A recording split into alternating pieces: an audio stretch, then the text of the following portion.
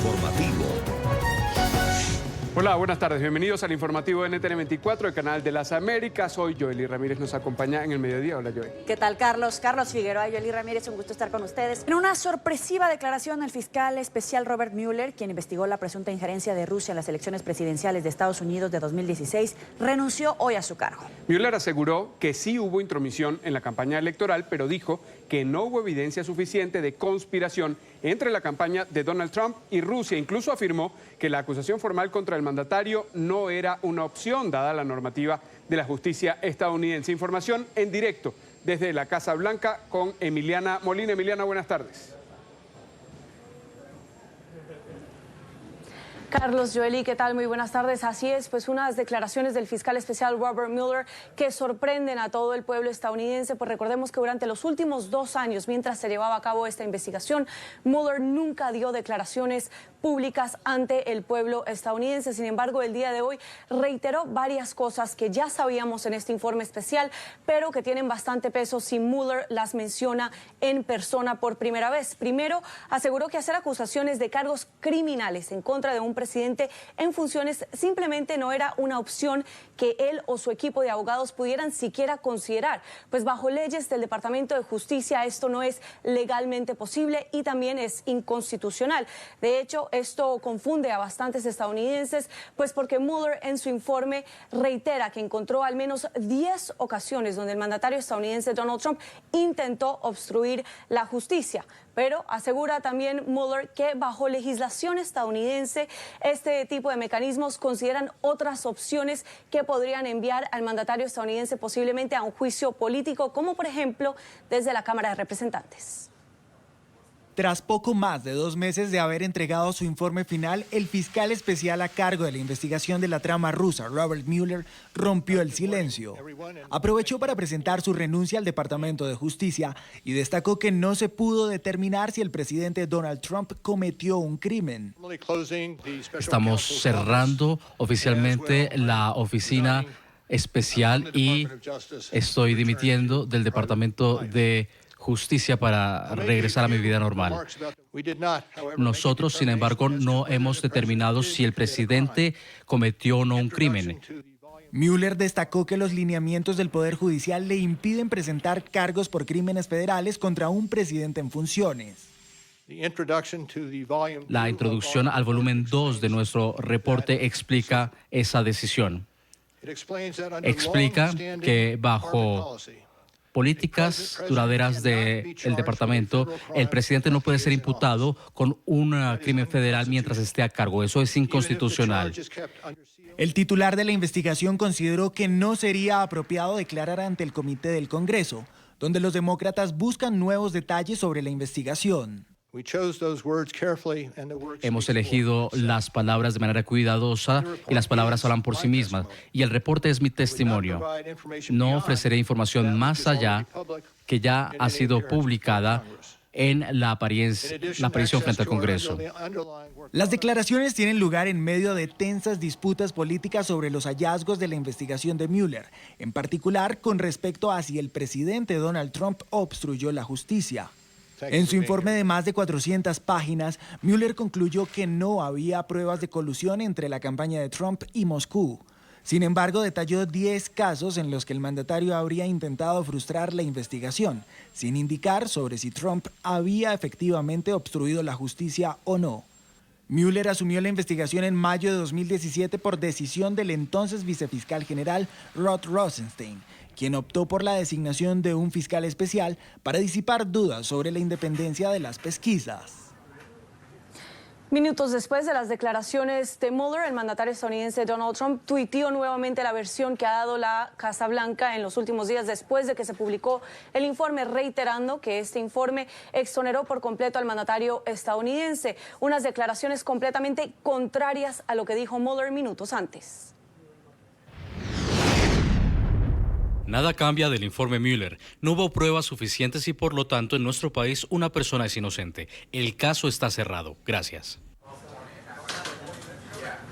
Mueller reitera que ahora que culminó esta investigación, él regresa a su vida privada y que no va a testificar ante el Congreso o la Cámara de Representantes, pues que este informe completo de 400 páginas es básicamente su declaración. Algo que preocupa bastante a algunos demócratas y que sostienen que una posible citación está sobre la mesa para este fiscal especial. Esta es toda la información que tenemos en directo desde la Casa Blanca. Emiliana Molina, regreso con ustedes. Gracias, Emiliana. Vamos a saludar en vivo en Miami a Javier Maza, consultor político demócrata. Gracias por estar con nosotros. Bienvenido. Encantado, Joel. Un saludo para ti, para Carlos y los amigos que nos siguen en NT24. Con la información que ya se tiene, diciendo el fiscal que no hay elementos suficientes para determinar si Trump cometió un crimen, pero con toda la información que ya dejó publicada en este informe y cerrando él esa oficina, ¿los demócratas pueden ir por un impeachment contra el presidente? A ver, en primer lugar, lo que dijo el fiscal Mueller, que durante 2 años no dijo nada, rompió el silencio, rompió su silencio, rompió la tranquilidad de Washington y le rompió la tranquilidad a Trump, sobre todo.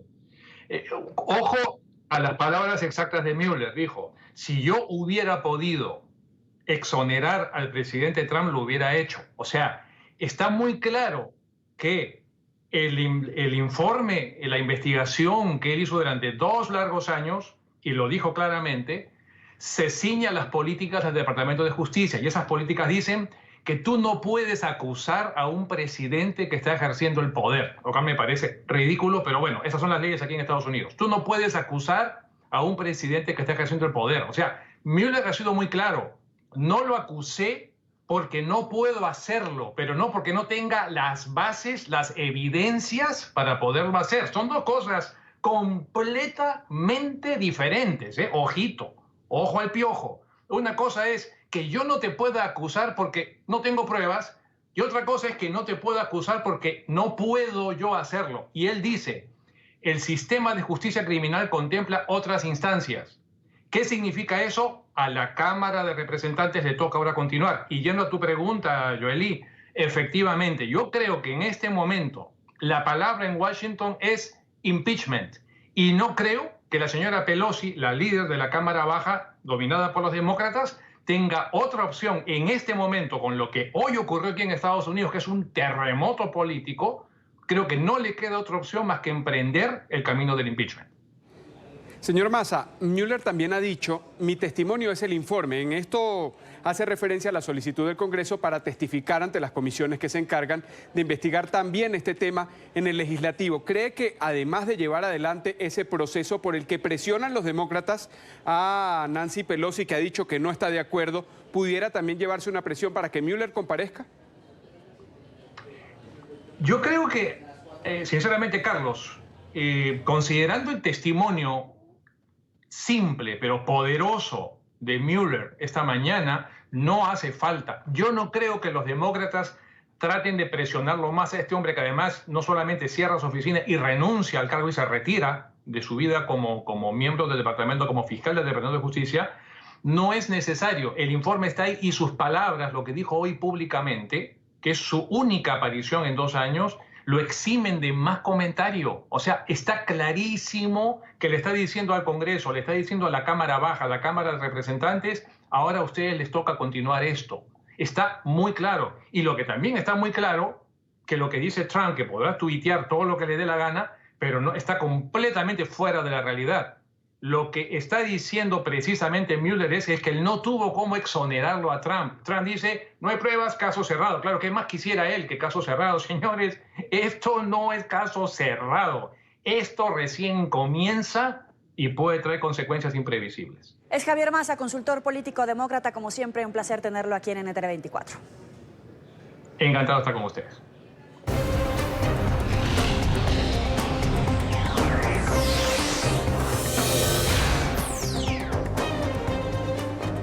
Casi 4 años de no hacerlo, el Banco Central de Venezuela ha publicado datos económicos. Las cifras confirman la destrucción de la economía del país. La inflación superó el 130.000% durante 2018, mientras que el Producto Interno Bruto se contrajo 22,5% durante el último trimestre del año pasado. Sin embargo, las cifras que maneja la Asamblea Nacional, que controla el presidente interino Juan Guaidó, estiman que los números en rojo son 13 veces más altos de los que reporta el régimen madurista. El reporte lo tiene desde Caracas Luis Laya. Muy buena tarde. Adelante, Luis. Hola, buenas tardes. En Venezuela, tras 4 años de silencio, el Banco Central ha publicado cifras que reconocen una alarmante crisis económica en el país. Hablan de hiperinflación, más de 130.000% en la inflación acumulada del año 2018. Los propios economistas aseguran que son cifras que alarman. Sin embargo, los ciudadanos indican que a pesar de que reconocen la crisis, no confían en las cifras emitidas por el gobierno. Por supuesto que no. Si comparamos con lo que dice el Fondo Monetario Internacional, no. O sea, son unas cifras irreales. ¿Con qué objetivo? No sabemos, pero realmente la economía, cuando uno va al automercado, ve que los costos de los productos de un día a otro son una diferencia entre 5 y 6.000 bolívares. Hoy compras un producto en 4 y al día siguiente o en la tarde lo compras en 12 o en 13. Los economistas señalan que a pesar de que las cifras son alarmantes y reconocen la crisis por parte del régimen de Nicolás Maduro, estas pudiesen tratarse también de un acercamiento con organismos internacionales para intentar solucionar la crisis que vive hoy el país. A pesar de esto, han señalado que deben tomarse medidas urgentes. Indican, son cifras realmente graves. Continúa oficialmente en Venezuela. El anuncio que hace el Banco Central ayer sobre inflación lo que hace es decirle al país, estamos oficialmente en hiperinflación. Somos la hiperinflación moderna de la era digital. Ahora, el tema es sumamente grave porque además de publicarte inflación, te publican una contracción en el nivel de actividad económica sin precedentes en la historia económica de este país y de América Latina. La economía cae solamente 22 puntos en el año 2018, cuando compara el tercer trimestre del 2018 contra el mismo periodo del año anterior. Hablamos de un acumulado, cuidado, estás cayendo desde el año 2013. Hablamos de un acumulado que supera el 52% según Banco Central de Venezuela, un 61% según cifras nuestras, pero hablamos de que más de la mitad de la economía, que el Banco Central te diga que más de la mitad de la economía se ha contraído en los últimos 5 años, que se ha perdido la mitad del Producto Interno Bruto de Venezuela, que hoy la economía venezolana es comparable y más pequeña que la economía ecuatoriana, que podría compararse en el 2019 si continúa la contracción que va a venir, ¿verdad? Podría compararse con una economía como Guatemala, la más grande de Centroamérica, es realmente dramático. Señalan que estas cifras reflejan la crisis, están un poco alejadas de la realidad. Desde distintos grupos de economistas y también desde la Asamblea Nacional han señalado que al menos la inflación en el año 2018 superó el 1.300.000%. Además señalan que estas cifras pudieron haberse publicado en vista de la negociación que se lleva a cabo en Oslo, Noruega. Desde Caracas, Venezuela, para NTN 24, Luis Alejandro Laya. Gracias, Luis, por el reporte desde la capital de Venezuela. Y seguimos. La falta de insumos médicos en territorio venezolano cobra la vida de otro menor de edad. Se trata de una niña, su nombre, Nicole Díaz, 3 meses de nacida. Ella había sido internada hace 28 días en el Hospital JM de Los Ríos, el hospital de niños en la ciudad de Caracas, con un cuadro febril. Recibió un diagnóstico de meningitis y aunque mostró mejoría, sufrió 4 infartos. Finalmente, falleció. Con Nicole ya son 6 los menores de edad que han perdido la vida este mes por la crisis de la salud en Venezuela.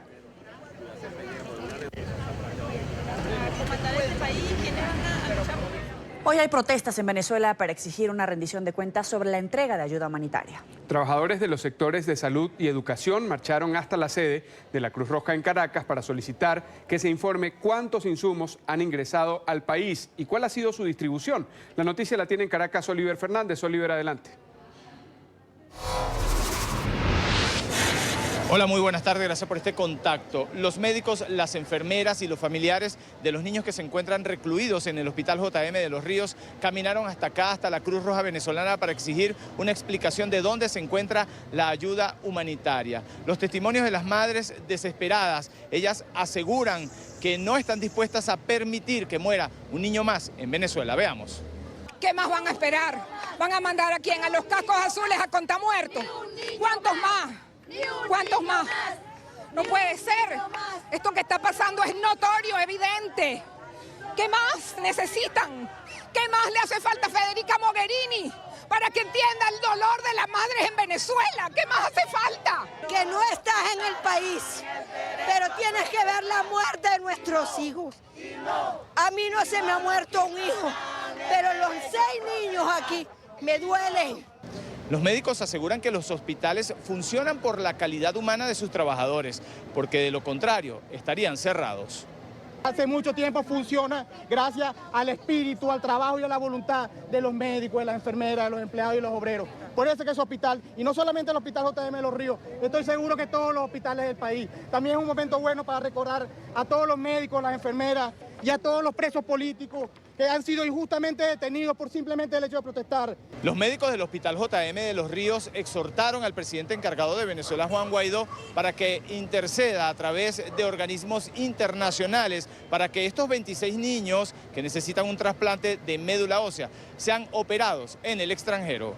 Usted como presidente y nos representa también tiene el deseo de que eso cambie y de trabajar por nuestros pacientes, pero hágalo orden, hágalo ley, que nuestros niños de forma inmediata los podamos trasladar a ese país donde se le pueda hacer trasplante de médula, que nuestros viejitos se puedan trasladar de forma inmediata a esos países donde se le pueda hacer trasplante de médula. O si no, presidente Juan Guaidó. Son más de 20 niños que necesitan un trasplante de médula ósea. La Cruz Roja, organismo que recibió la ayuda humanitaria, no ha dado respuesta. Es la información que manejamos desde Caracas. Continúen con más en nuestro Centro Internacional de Noticias. Gracias, buena tarde. Y un nuevo diputado de la Asamblea Nacional Venezolana en la mira del Tribunal Supremo Madurista. El órgano judicial del régimen de Nicolás Maduro solicitó a la Asamblea Nacional Constituyente levantarle la inmunidad a Rafael Guzmán, quien se suma así a otros 14 legisladores que fueron despojados de su fuero por apoyar la llamada Operación Libertad, liderada por Juan Guaidó el pasado 30 de abril. Guzmán es acusado de traición a la patria, instigación a la insurrección, rebelión civil, concierto para delinquir, usurpación de funciones e instigación pública a la desobediencia de las leyes. Al Congreso de los Estados Unidos llegará a un acuerdo legislativo para garantizar la protección de las víctimas de los atentados terroristas del 11 de septiembre de 2001.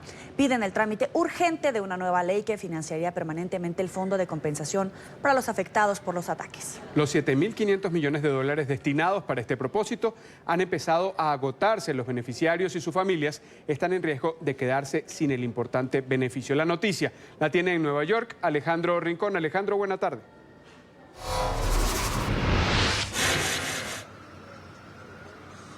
Hola Carlos, Joelí, televidentes del canal de las Américas. Establecemos con ustedes este enlace en vivo a pocos metros de la zona cero de los atentados terroristas del 11 de septiembre de 2001. Escenario designado para hacer este urgente llamado al Congreso de los Estados Unidos para que tramite sin más demoras una nueva ley con el objetivo de que sea permanente la financiación al Fondo de Compensación de Víctimas de los Atentados Terroristas. 7.500 millones de dólares fueron designados originalmente, pero están a punto de acabarse. Hablamos directamente con el presidente de la Asociación de Bomberos de la ciudad de Nueva York, quien hizo una importante llamada de atención a los congresistas que habitualmente cada que se cumple una nueva ceremonia del 11 de septiembre de 2001 envía mensajes de solidaridad, pero piden tiempo de actuar ahora.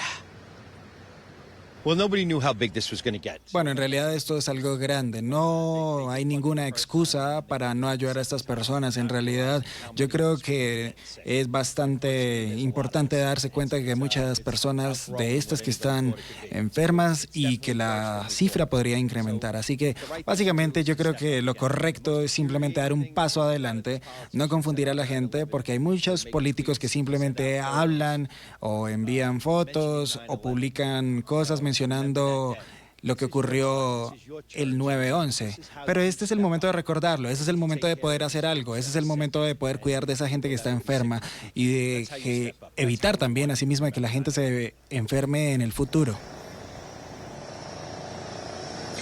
Hasta la fecha, por lo menos 28.000 víctimas han sido compensadas a la luz de los recursos disponibles. Sin embargo, la escasez de este dinero implicaría que quienes empiecen a presentar las reclamaciones para ser compensadas verían una reducción de hasta el 70% en la posibilidad de recibir dinero por parte de este fondo de compensación.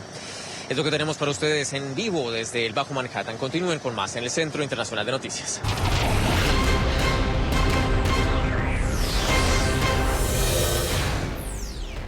Continúa la polémica por el muro privado que está siendo levantado en los límites entre Estados Unidos y México para, según dicen sus constructores, garantizar la seguridad fronteriza. Sunland Park, la pequeña población en la que está siendo erigida la barrera en el estado de Nuevo México, emitió una orden de cese de actividades. Aseguran que la compañía que construye la valla en un terreno privado presentó una solicitud de permiso incompleta. Sin embargo, la firma dijo que cumplía con todos los requisitos. Los organismos de emergencia de Estados Unidos están en máxima alerta por el clima severo en el centro del país. El Servicio Nacional de Meteorología emitió una alerta de tormentas en algunas zonas del sur del estado de Iowa, así como el noreste de Kansas y noroeste de Missouri. Advierten que podría haber tormentas de granizo, inundaciones e incluso ráfagas de viento que alcanzarían las 70 millas por hora. Las autoridades instaron a los ciudadanos de las zonas afectadas a trasladarse a terrenos más altos. Y es que el mal clima de los últimos días ha cobrado la vida de una persona y ha dejado a 10 más heridas en Ohio. La víctima mortal es un hombre de 81 años, después de que un tornado lanzara un vehículo contra su vivienda. El sistema de tormentas deja millonarios daños en Ohio, en Kansas y en Indiana. De acuerdo con el Servicio Nacional de Meteorología, más de 300 tornados han azotado el medio oeste de los Estados Unidos en las últimas 2 semanas. Las intensas tormentas eléctricas y las inundaciones también tienen bajo amenaza 39 millones de personas en el medio oeste y noreste de Estados Unidos. Una persona murió en Arkansas el martes por la noche después de ahogarse en una inundación. El Servicio Meteorológico Nacional ha lanzado alertas sobre una situación peligrosa y potencialmente mortal a lo largo del río Arkansas, que según estimaciones incrementará su cauce en las próximas horas debido a las fuertes lluvias.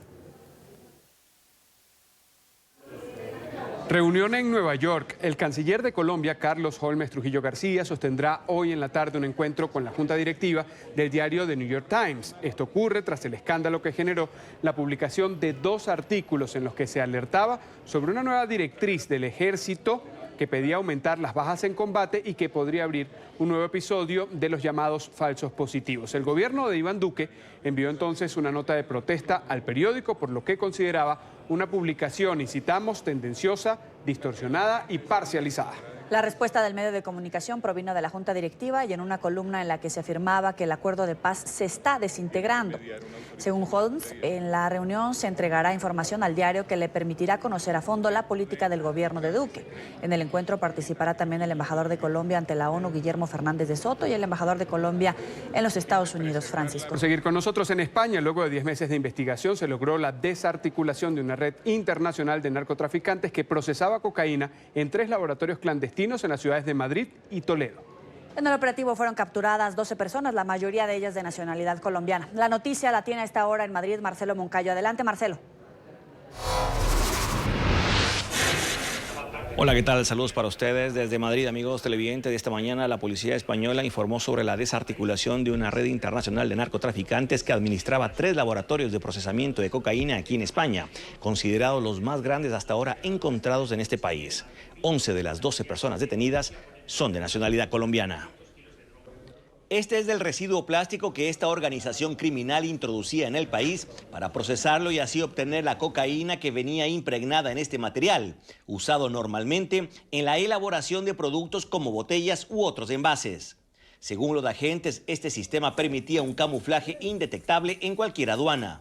Los 12 detenidos, en su mayoría de la misma familia y de nacionalidad colombiana, administraban 3 laboratorios de procesamiento de cocaína. Según la policía, son los más grandes hasta ahora encontrados en el país. Solo en uno de ellos se podía llegar a producir más de 500 kilos al mes.